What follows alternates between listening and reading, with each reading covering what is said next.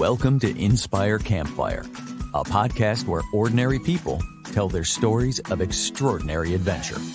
These are campfire stories meant to inspire the rest of us to light the fire within, get outside, follow our dreams, and return to tell our own stories. Ready? Let's strike the match.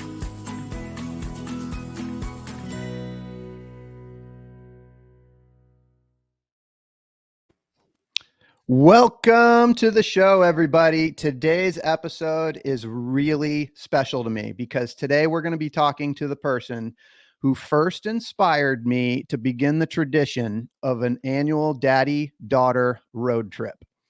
So it was on one of these trips recently that the idea for this podcast was first born. But more importantly, these trips have been foundational to the relationship that I have with my daughters. Our guest today is Rob Munyer. He lives, works, and plays here in the same city as me, Charlotte, North Carolina.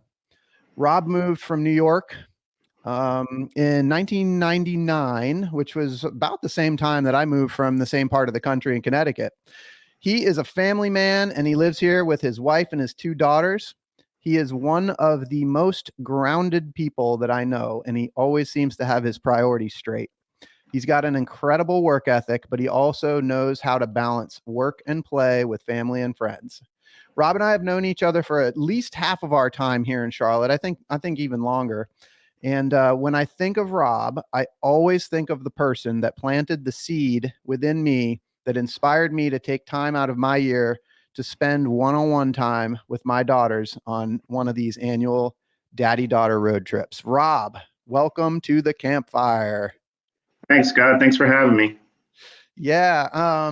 Let's just give a quick little highlight of who you are, what you do here in Charlotte, just kind of give people some context. Can you tell us a little bit about life here in Charlotte?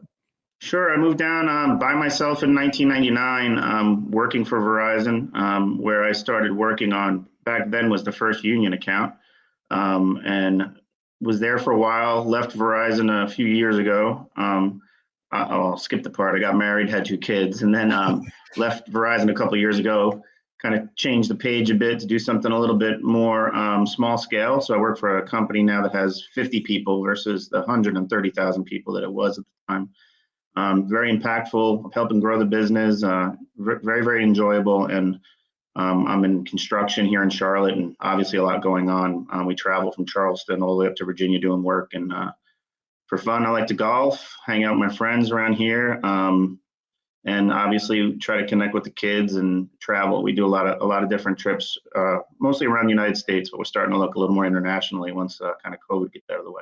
Oh, I look forward to hearing that.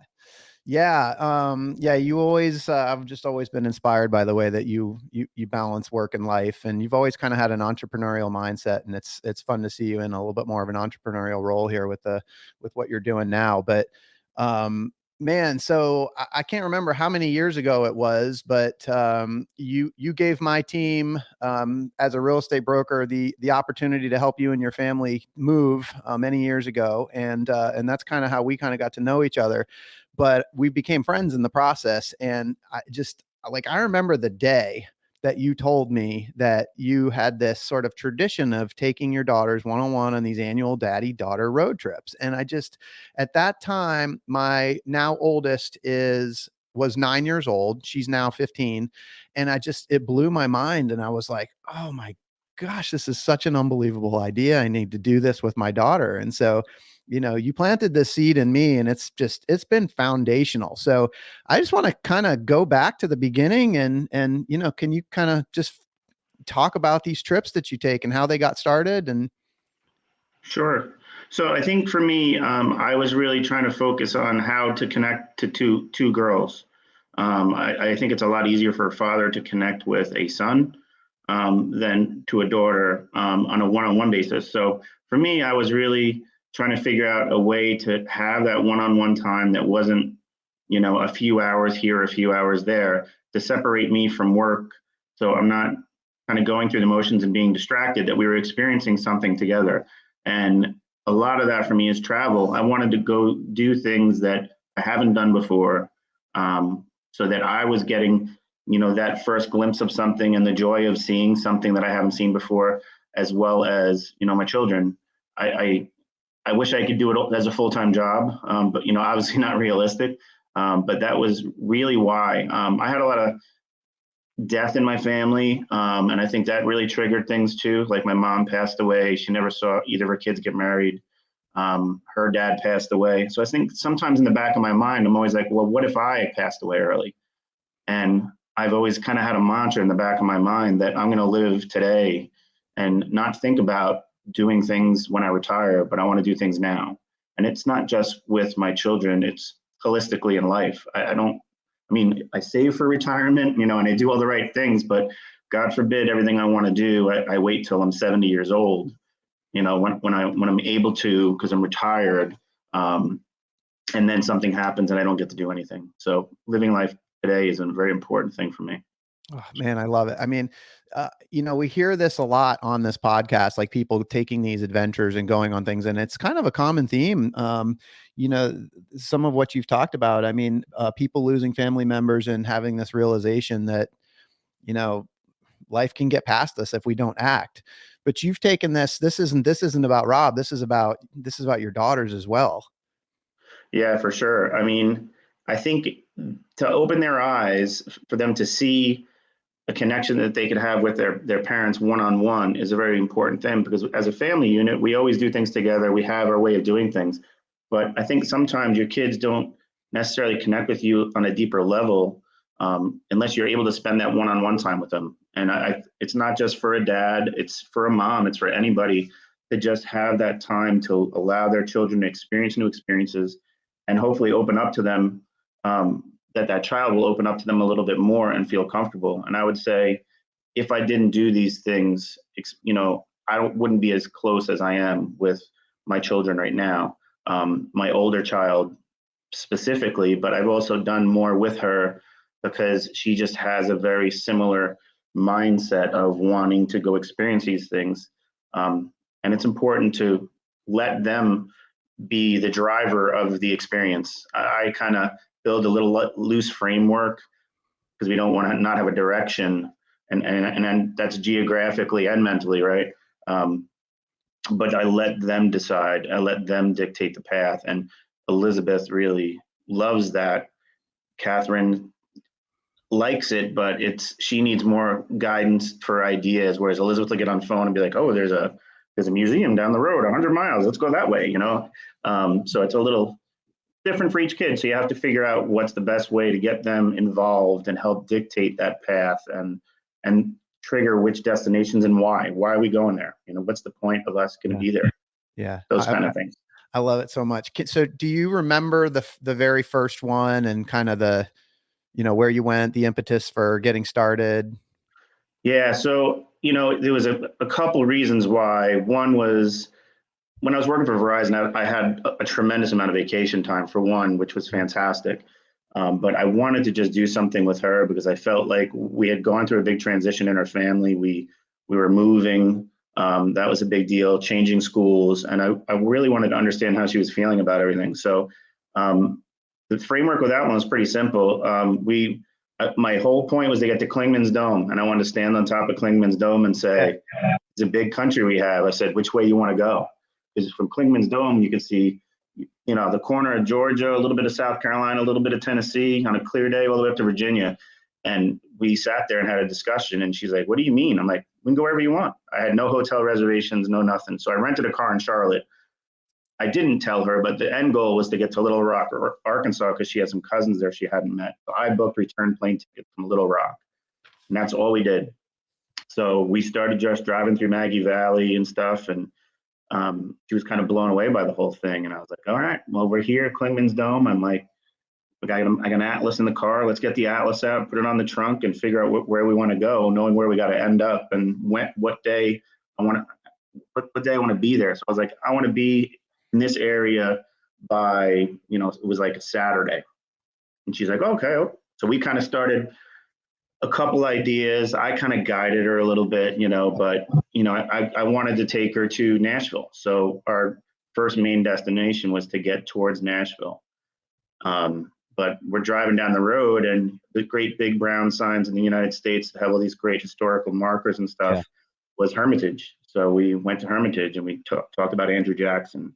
We spent half a day there and then rolled into Nashville and stayed in the city and walked around. And I was like, hey, there's a cool little museum over here. There's a really famous singer named Johnny Cash. Let's go over there, And she's like, oh, yeah, that sounds cool.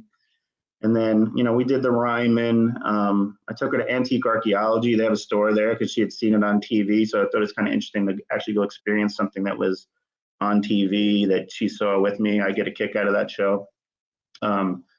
We spent a couple of days in Nashville. We actually went to the Capitol, and there was a session and they actually let her sit in session, which was interesting. And then they gave her a session book, which was pretty interesting. Beautiful Capitol building in Nashville. And then we spent 2 nights there, and that was really the only place we spent 2 nights. And then I said, okay, got the map out at breakfast one morning. That was our thing. It was always like breakfast. Get up in the morning, breakfast, get the map out. Where you want to go? And I said, well, if we went this way and we headed up towards like Cincinnati, I said, there's a lot of stuff up there. I said, we could stop in Kentucky. There's a cool national monument for Lincoln's birthplace. And she was at that time very into school and historics and stuff. Yeah. That sounds great. So we're driving, and I used to have a Corvette when I was younger, when I got out of college. And as we're driving, I see out of the corner of my eye this billboard for the National Corvette Museum. And I was like, should we go there? And she's just like, no. I'm like, no, we need to go there, Yeah, we're going. So we pulled over and went there, and then ended up at Lincoln's birthplace. She did, the little ranger scavenger hunt and got a badge and everything. And then they said to her, if you're really interested in Abraham Lincoln, you should go to his house in Springfield, Illinois. And I'm just like, ooh, that's a bit of a hike, So I said, oh, we'll talk about it, So we got in the car, and then we kept driving. We went to Louisville. Yep. We did a tour of Louisville Slugger. Yep. And we were going to spend the night in Louisville, but I was just looking on my phone, and I was like, how cool would it be if I could find like a Major League Baseball game for tonight after going to a Louisville Slugger? And sure enough, St. Louis was playing Cincinnati, and it was only like another 2 hours or something. So I said, what do you think about going to Cincinnati? And I said, there's a baseball game. So she's like, that sounds great. She'd never been to one before. So shot up to Cincinnati, grabbed a hotel room, walked over to the park, bought tickets, ended up right behind home plate, like 2 rows back for her first game ever. And it was a great game. And actually Cincinnati beat St. Louis, which was bizarre at the time. And then we slept. Next morning, got up, went to Cracker Barrel, and pulled the map out again. And she was hung up on Springfield, and we ended up going to Springfield. And, I love it. How far was that? That's awesome. It was like 5 or 6 hours. It was not the direction I was anticipating going, because it was due west a bit more. I was talking about kind of coming back down like through St. Louis and working our way down towards Memphis or something. And but we did it. That's part of these trips that's important, is letting them dictate the path. So we went there. She got her ranger badge. And that was a long day in the car, but we did end up getting to St. Louis, went up in the arch, and then drove a little bit outside of St. Louis, got a hotel room, and then the next day went to Memphis. And it was interesting. At that day when we got up, I started playing Elvis Presley music, and I was like, man, I wonder if I can get her to be interested in going to Graceland, And it was a big deal, because it's something my mom and dad, when they retired, they used to go and do karaoke, and Elvis was their thing. So we were talking about my mom and how it would have been great if Elizabeth met her, because she's kind of named after my mom, Elizabeth Ann. And we spent a lot of time talking about my mom and my grandma and stuff. And then we actually ended up going to Memphis and going to Graceland, and we stayed on Beale Street, and I took her to a honky tonk, and she wanted to go on a carriage ride. And we did that. Then she read a story on the way down on her phone on my phone. She didn't have a phone back then, but the marching of the ducks at the Peabody. So, which is a big thing, where these ducks apparently have a penthouse at this hotel, and they bring them down at 4 o'clock, and they walk them down in the elevator, and they walk across the lobby and up into the fountain. So we went to that, and then spent the night there. And then we made our way to Little Rock. We went to the Bill Clinton Library, and then ended up meeting my cousins, and it was a big surprise. She had no idea. And I sent you a picture. Oddly enough, they're all wearing like the same color shirt, all of our cousins. So fun. They threw a big barbecue for us, and it was a big family kind of reunion for people that didn't really know of each other that much. And then and she didn't know. we spent 2 nights there and then flew home. Yeah, your daughter didn't know that the surprise was there. They were all, there's just. Yeah, I said, but when we got to the Bill Clinton Museum, I said, well, my cousin lives here. We should go try to get in touch with him. And she's like, who? And I said, my cousin Chad. And, he's got a couple kids. And I kind of left it at that. But Chad has 2 sisters that have a bunch of children as well. So there ended up being like 7 cousins there. And then, my 3 cousins, my uncle and whatnot. So we had a big family barbecue, like a good 10-hour day kind of thing. And spent a couple nights there and flew back to Charlotte. So I love this so much. There's just so much to unpack in all of this. I'm listening to you. I think the thing that caught me as in the story is this, I just have this visual of you guys on Klingman's Dome. Like, where do you want to go? yeah, Like it was the cool. spontaneity of it is just like, and I think that was one of the things that really, really inspired me. And by the way, like this trip that you took, like we took our first trip when we went to Nashville, just because that's where you guys went. And I just was like super, I'd never been to Nashville and I thought that was super cool. And when my daughter and I went, we ended up going to the Grand Ole Opry and yeah, we did too. Cool. Well, I think you told me that you did. And so I was like, oh man, that sounds like something that we've got to do. But I mean, just this idea that, we're just going to get in the car and we're going to figure it out as we go. Like that was the piece that just really, really, really resonated with me, because it's just this idea, like, we don't have to have a plan. We don't have to everything doesn't have to be all structured, but there's something to that. Like, I mean, gosh, reading a map, like, Rob, how cool is that? Like, a lot of people don't even know how to read a map these days with GPS and phones. And so just this idea that like, we're just going to get in the car and we're going to figure it out. I mean, That's what a big deal for me. I really wanted to have Elizabeth be making decisions, because every single day as we go through the daily grind of work and everything, and making the decisions about dinner and making all these decisions about events that we have to do, it's always driven by Karen and I. So when we go on these trips, I really wanted her to get her voice a little bit and say, here's what I want, here's what I'd like to do. And I would always ask why. And it was never anything like, I want to eat ice cream 10 times a day. It was, she would find these things that, on a map too, because, my children, Elizabeth didn't get a phone till recently, and she's 14 and a half. Mm-hmm. And I didn't really give her my phone much to kind of use things unless we were kind of in a pinch, like trying to find a hotel is hard to do in an atlas, right?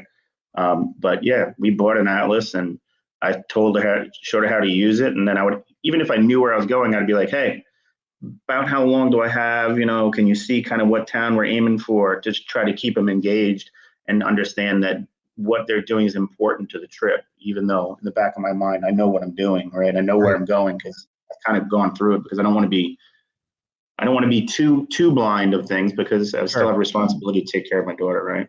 Absolutely. Hey, Rob, how old is Elizabeth on this trip? So this was, I want to say she was 8. Okay. And how long was this trip? So we left, 9 days total from when we left Charlotte to when we got back. Is this like a spring break thing, or was it summer? Or? Yeah, she was actually, she was just out of school. I think it was, I have to look. It's been a while. I believe it was in the summer. Yeah, it was in August. So it was in the summer. Got it. Yeah. Oh my gosh. I just love the problem solving. Okay. So, one thing that when I called and talked to you about doing this podcast, that you just talked about windshield time. And I just windshield time's a big deal. Yeah. Let's talk about windshield time. I drive a lot for work. I travel I have a big job at Virginia Tech, and I have a big job in Charleston. And so I get a couple hours. For me, windshield time is time to clear my head or time to catch up with people. So not necessarily work. I may reach out to some of my friends from college, or I may reach out to family, or sometimes I call my kids when I know that, if it's before school or whatever, because I may leave at 4:30, 5 o'clock in the morning. I may give them a buzz and just say, hey, good morning, what's going on? So windshield time for me is the best part about driving long distance for work now and again. It's a catch-up time for me, quite honestly. Yeah. But when you have your daughter in the car with you. Yeah. That's a big, I mean, for that one, like, it's interesting because I took another big trip, which you know about, that was, almost, 9 weeks long. Yep. Um, and I was fortunate to do that, but it was interesting because once you get into the routine of not having electronics and not being distracted by other things, you find yourself really talking and whatnot. So I knew that through my time of having windshield time in my life, that it would be a perfect time for me to connect with Elizabeth at a different level the first time we did it. And, we didn't listen to music a lot. It was just kind of talking, problem solving, planning a little bit, trying to hear kind of where she was at that stage of her life and during this trip, what I always ask her, what do you think you want to do? I'm like, it's hard for children to answer that question, but I think when they're younger, they dream a lot differently. And as they get older, then now they're starting to get a little more focused because they've had more life experience. But that was the key to the trip, was being able to have that much time, one-on-one as we drove. And, even though you had long stretches of driving, like, going out to Springfield, that was probably the best part of it because it was fun. Yeah. So I'm curious, like, as you're kind of planning this trip and thinking about doing this, especially that first one, because I think doing the first one obviously is the hardest, but did you or did she experience any sort of resistance about, like, this is, oh, we can't do this, or like, was there any kind of initial like doubt about doing this trip? Well, I think for my wife, probably, she was a bit concerned. I think Elizabeth was nervous. I think she never had that much time one-on-one with me, and Mhm. knowing that I really wanted her to be engaged and help this decision, I think was a little probably overwhelming for her mentally. Mhm. Um, I think for me, I was just excited. I had no resistance at all. The probably only concern was, would it end up being a memory that she has that's a positive memory for the rest of her Right. life? That was the biggest thing for me. So I didn't want to overwhelm her trying too hard to do things right, but it was making sure it had enough of the right things that she could remember it. And that Right. was Yeah. the thing for me. Yeah. So, okay. So was it positive for her? Yeah, absolutely. Well, she did get sick, so we left Klingman's Dome.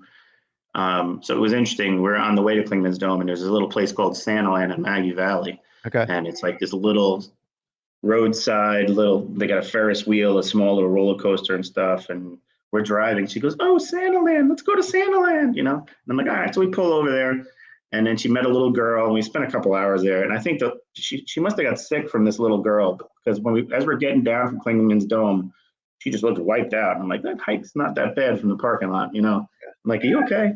And she got a fever really bad, so had to hit a Walgreens, get some ibuprofen there. So it took about a day. She just had one of these little funky things for like a day. So that was a real negative, and it was right on the beginning. So I was a little concerned. But once we really got into Nashville and she turned the corner and stuff, and yeah, it was great. I mean, for me, it was one of the best things I've done with Elizabeth, and I think it's been the trigger for why her and I are as close as we are.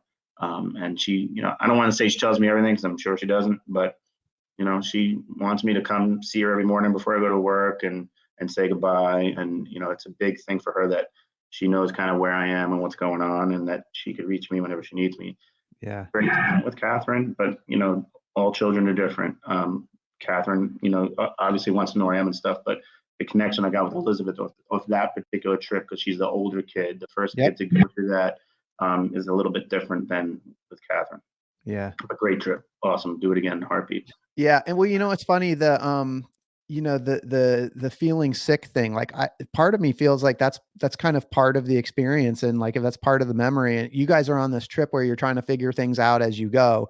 And I don't know that I had heard that part before, but on that first trip that I went on with my daughter, she also got sick. And I'll never forget, she like our trip was, we threw sleeping bags in the back of the truck. So like we did some hotels, but we also just kind of did some random camping and things like that. And the day that she got sick, we weren't in a hotel at that point.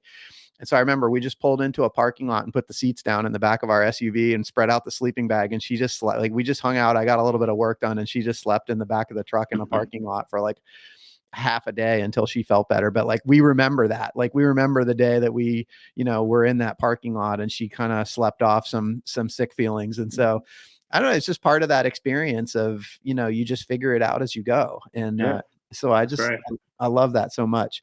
So, so I love talking, like, on this podcast, I love talking about, like, kind of the person that you are before you do these things and then how these things change you. So how did, and you've got two people involved in this one. So I want to know how that first trip changed you. And then we can talk about how it changed your daughter. But let's go to you first. I think for me, I never realized how much individually they counted on me. Right. So it was, we just get distracted every day by everything that's going on. So when you're able to have that one-on-one time, I felt that I was making more of an impact in her life than I realized.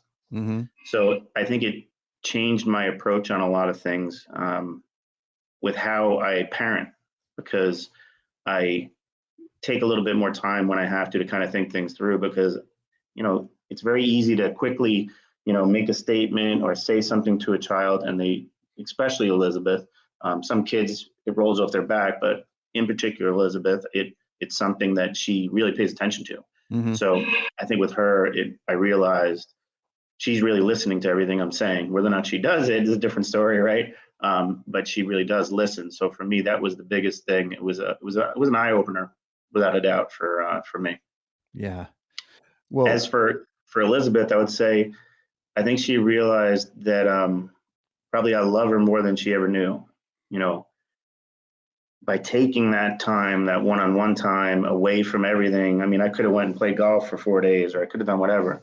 But I think it was a good time of her life at that age, for her to connect with me on that level and realize how much she means to me. Right. And that was an important thing. And I think it's paid dividends. We're very close. And I think every kid's different. I think every situation's different. These trips are great. They could be 2 days. They don't have to be 9 days. I was fortunate enough that, I was able to take 9 days, and my other trip take 10 weeks, right, or whatever. But just having that time, the one-on-one time, and experience that trip at a couple days, 2-3 days, 4 days, whatever, you can still get the same thing out of it. It's just, making sure you're taking the time and you're completely focused. Like, I mean, I turned my phone off, and the only time my phone came on was when we called home to check in and tell everybody we're okay. And they wanted to know what's going on, because they really didn't know. And I'd send a couple pictures home and then touch base and make sure that, she talked to her mom every day. And we talked to Catherine and let her know what was going on. So she had something to look forward to and say, oh, I can't wait. I get to go do something like that. I get to be part of something like that when I get older, right? So those are probably two big things I would say. Yeah. Rob, you have such a huge heart, and you're an incredible role model for your kids. And now, I mean, I'm just super excited to be sharing this message with other people, because it's impacted me. I mean, and I'm just listening to your story, and the way that you've approached your trips is slightly different than the way that I've approached my trips, and that's what's great. We get to make these what they are. But I heard you got to visit family on your trip. You guys did a lot of history, like you went and visited historical sites. So there's all kinds of learning that's happening on your trips, but you guys did the spontaneity and the problem solving, but then also the deep connection. There's just so much packed into that. And I suspect too, there's also kind of a leveling up, because you do one of these, and then, like, every time you do it, it gets better and better and better. Right. So yeah. Well, I know that part of your story, and you kind of alluded to it, was you had a break in your work for a little while. And so you actually rented an RV and took both girls on I think you said 9-week RV trip. Yeah, we me and the wife and the kids flew to Seattle, and this took a bit more planning for obvious reasons, but I spent about 3 weeks planning this. But we flew to Seattle, and my wife drove us to Tacoma, where I picked up an RV because it was cheaper. I know a lot of tricks about saving money, by the way, if people want to know. RVs are very expensive. If you rent them in Seattle, for example, it was twice as much money than if I drove an hour to Tacoma. So we rented a car, drove to Tacoma, picked up an RV, went to Walmart. I had to buy sleeping bags, towels, all these things. Yeah. We were going to be on the road for quite a bit. And then once we got loaded up, my wife flew home because she had to work, and I wasn't working at the time. So we right away drove to the North Cascades National Park, which is unbelievable, beautiful place, and started our trip. And it was very anxiety driven. I was having a hard time with it at first because never rented an RV before. It was 35 degrees. It was snow on the ground. This was in July, right? And the kids are freaking out because all they hear is like wolves in the background, and there's nobody there because it's off season still. So I had to really kind of calm everybody down and just make something to eat. And then I couldn't figure out how to work the furnace. So that was kind of funny. I made the kids wear 2 layers of clothes and whatnot. So anyway, that's the beginning of the trip. But yeah, we spent 3 weeks together, the three of us, 2 kids and I, working our way through the San Juan Islands and Olympic National Park and around the Horn of Washington, all the way down to Portland. And then my aunt flew out. So my mom's sister, and I really wanted to have her involved because we spent a lot of time hiking and doing things in Oregon with her, kind of talking about my mom and how much my mom would, love them so much and spoil them rotten like every grandparent should. But unfortunately, my kids never had that experience. So yeah. My aunt is a good litmus for us for that. And she spent a little time, and then she went home. She stayed with us till San Francisco. We met some friends in San Francisco for a few days, and then we went back on the road again and spent about 2 weeks getting from San Francisco to LA, just the three of us. And then Karen flew out, my wife flew out to LA and spent another 3 weeks with us, 3.5 weeks with us, yeah. From LA down to San Diego and all the way across through the Grand Canyon, and ended up in Sedona. And that was I asked Karen to marry me in the Grand Canyon, and after that, when I asked her, we went to Sedona for a few days. So we ended the trip kind of where Karen and I started. And we talked about that and whatnot. But yeah, that was a ridiculously unbelievable trip. I know that most people never have that opportunity. I would do it again if I could, but yeah. Very obviously expensive to be on the road that long. But it was interesting, the dynamic of the 2 children together for 3 weeks and me having to handle it and not having an escape, only being in a 26-foot RV. It was a test. I love it. I'll tell you that 9-week RV trip's probably a whole nother podcast, because I know there's so much adventure that happened in there. What I'm curious that that very first daddy-daughter road trip, like how did that sort of trigger the RV trip? Like, did that kind of play into it? Yeah, for sure. I mean, I think that Elizabeth really appreciated that first trip. So the idea of doing something like that was, even for her age at the time, you'd think, well, I don't want to spend that much time. She was just like, well, I know it's going to be awesome. I mean, I get to see all these states, and do all these things, and I could help plan it, and I could start, so she really got involved in it. And then it really dragged Catherine into it as well. So Catherine had the same kind of thing. I picked the cities, but every time we went somewhere, it was like, what are we doing? Let's both talk about it. So the same kind of philosophy that we had for the first trip was the same thing for the big trip, but I had to figure out like where we were going to camp and where I could drive an RV to. So I had to do that in the beginning. So it helps without a doubt. But if we didn't do that first trip, I don't know if the kids would have been as receptive if they hadn't experienced that one-on-one time with me, especially when they're older now, where obviously they have a lot more distractions in life. They have more friends, they have whatnot. But I think by doing these daddy-daughter trips as we have, made them comfortable enough to say, heck yeah, we can go in an RV for a couple months with dad and go around the country. Let's go, Yeah. Well, and that's where I think the leveling up comes in. And I know there's been an evolution, and that first trip has led to so many other things for you guys. And I just so for me, my daughter is 15 and my youngest is 9. And we started with my oldest when she was 9. And we've done these as spring break trips.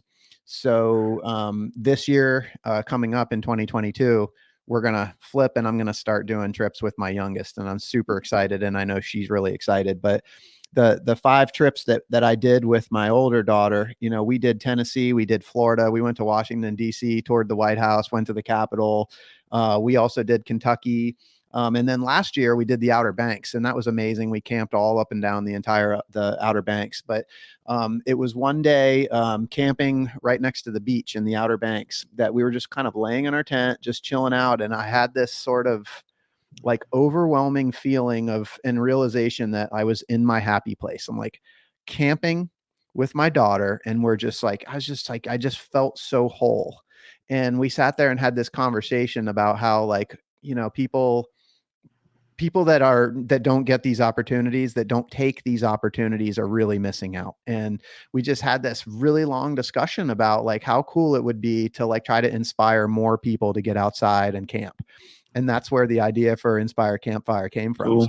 So Rob, like, you have inspired this community that we're working on building, and this message of trying to get people outdoors and you know, to just take these opportunities to seize the day, like you started this podcast off with. So I can't tell you how much I appreciate you and the inspiration that you've given me. Just that one idea that just planted a seed that started this whole thing. And I hope people listening will also take that message. So I am curious for you, like for people that are listening, like how would you encourage people to sort of get started on this journey? Well, I think first off, you have to figure out the comfort zone for your child. I wish Elizabeth would like to camp more. It's not her thing. So I think trying to fence it into one avenue or another, RV, hotels, whatever it is, you have to find out what their comfort level is, because you don't want to do something that they're, especially on the first trip, that they're too uncomfortable because they'll have too much anxiety. So I kept it very loose with her. I think the next thing is time. I mean, time and money is the trigger of all these things. It's like you can make the time, but you can't always spend the money. So there's things that you could do, especially in our country, that are awesome, that you can do very, very cheaply. Mm-hmm. And look at some of those avenues if money becomes an issue. And time-wise, again, I was fortunate. 9 days is the first one, you know, a bit of a flyer. There's no reason it can't be a leave Friday afternoon and come back Sunday, right, at all, because I've done many of those. And sometimes it's getting on a plane and flying to Pennsylvania and spending one-on-one time together and catching up with a relative or whatnot. It's just making sure that you're getting one-on-one time for as long as you can, within reason, without it letting overwhelm you. I think the big reason that people don't do these things is that it's very easy to get overwhelmed by it. So be spontaneous, have a rough framework in the back of your mind that you don't verbalize, because that's kind of how I do things. I want them to be the decision makers, but I fence things in a way to make sure that we're getting what we need out of it. Yeah. I love it so much, man. I just appreciate it. And so I got a couple questions that I've asked everybody that's been on here. So you're an incredible guy and an incredible family man with a huge heart. And they're going to make a movie about you and all of these trips. And I want to know, when they do, who's going to be the actor that's going to play you? So you asked me this question, so and thank you for asking me in advance, because I had to put some thought to this, and I realized that it's probably Jason Krasinski. I just love the way he carries himself. I love the fact that he started the Good News Network during COVID, nice. And that distraction that he created and how he treats his family is what I like to do. Like, I don't put the news on in our house, and I'm always trying to find the silver lining with things and keep kids pointed in the right direction. So that would be who I would say would be me. And I would say that I would call the movie The Time Is Now. The Time Is Now. Oh my gosh, I love it. Get after it. The Time Is Now. Yeah. So great, man.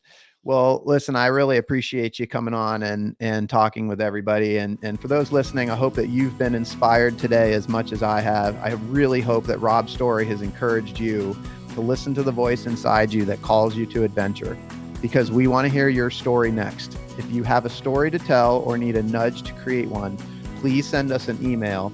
And until next time, I want to encourage you to get outside. Thank you so much for listening. And Rob, thank you so much for being here. This was awesome. Thanks, Scott.